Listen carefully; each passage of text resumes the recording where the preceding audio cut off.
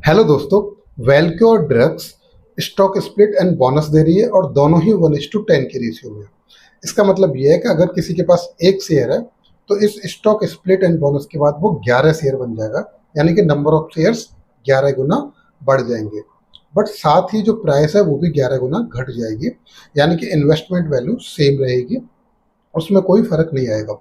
अभी तक इन्होंने इसकी कोई रिकॉर्ड डेट नहीं दी है। ठीक है। ये जो वेलक्योर ड्रग्स है, ये फार्मा कंपनी है।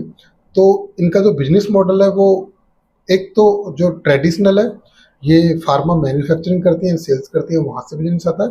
दूसरा, ये इंटरनेशनल क्लाइंट के लिए फार्मा प्रोडक्ट सोर्स करती हैं, तो फी चार्ज करती हैं उसके लिए, और इंडिया और अदर कंट्रीज से फार्मा प्रोडक्ट्स को अरेंज करके उनको देती हैं। उसके लिए फी बेस इनका सब्सक्रिप्शन होता है, तो दूसरा रेवेन्यू इनका वहाँ से आता है। अगर दोस्तों, अगर आपको हमारा कंटेंट अच्छा लग रहा हो तो वीडियो को लाइक करो, शेयर करो, कमेंट करो एंड चैनल को सब्सक्राइब करो। अब वापस आते हैं इस स्टॉक के परफॉर्मेंस पे।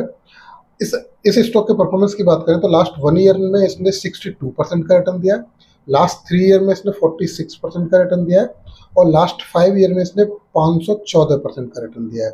तो रिटर्न तो इसने लॉन्ग टर्म में अच्छा दिया है। इस समय जो इसकी प्राइस है वो 11 रुपये 92 पैसे है।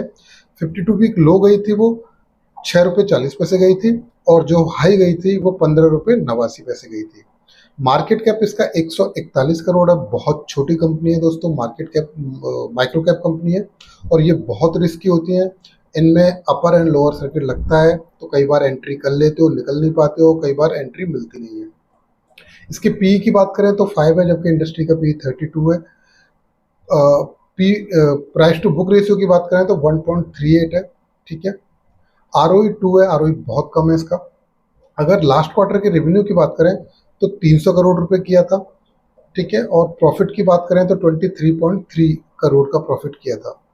अगर इसके शेयर होल्डर्स की बात करें तो इसमें प्रोमोटर की हिस्सेदारी जीरो है, कोई डीआईआई एंड एफआईआई भी नहीं है, सारा रिटेल है, 100% रिटेल है। Total number of share holders जो हैं वो 37,298 नंबर ऑफ शेयर होल्डर्स हैं। तो प्रमोटर का ना होना ये एक अच्छी बात नहीं है, इससे कंपनी में ट्रस्ट बिल्ड नहीं होता है। ठीक है। अगर आपको अगर इसमें कोई भी डिसीजन लेना है आपको, तो आप अपने इन्वेस्टमेंट एडवाइजर से डिस्कस करें, उसके बाद ही कोई डिसीजन लें।